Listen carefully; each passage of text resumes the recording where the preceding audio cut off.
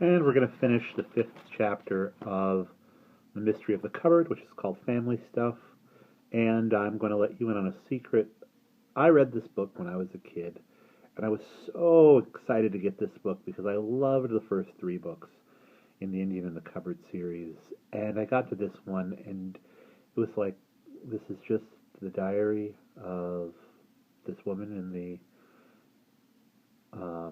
early 19th or early 20th century, and Patrick's not going to be in it, and it's the fifth chapter, and Little Bear's not in it, and I was like, man, when is it going to get good? I'm enjoying it a lot more now because as a person in my late 30s, I like to think about time and things like that, and how Adiel, if he was still alive, according to this book, would be almost 50 years old. He'd be about 47, according to the date they gave, because they said he was born 20 years after Jessica Charlotte died. So stuff like that is interesting to me, but yeah, the rest of this book is pretty much going to be this journal, so you may have to wait for the final book in the series to hear from Little Bear again. I'm not sure. But let's finish the chapter.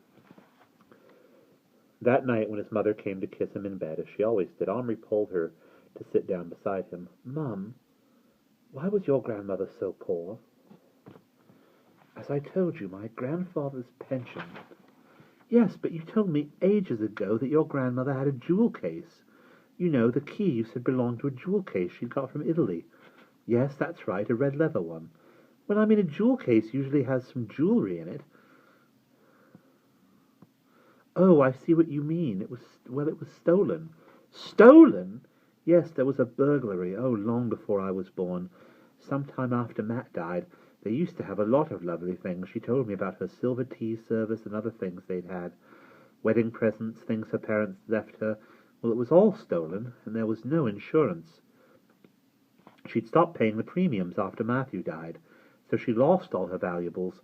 She had to sell the Clapham Common House, and buy a little slummy one, and get a job, which was no joke for a woman who'd never worked. What job? Secretarial.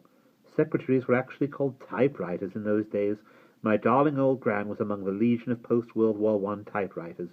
She went on doing it till my mother and father were able to help her. Then, after they died, she went out cleaning to keep me. She was well into her 60s then. Cleaning? Omri exclaimed. Do you mean she, scrubbed steps? His mother closed her eyes for a moment. I don't know. She might have done. She never talked about it. I hope not. It would have been such an awful come-down for someone who'd been brought up as she had. She opened her eyes again and looked at him curiously. You are a funny one, she said. You've never shown any interest in family history before. As soon as his mother left, Omri, with new pictures in his head, went back to the account. And that's the end of Chapter 5.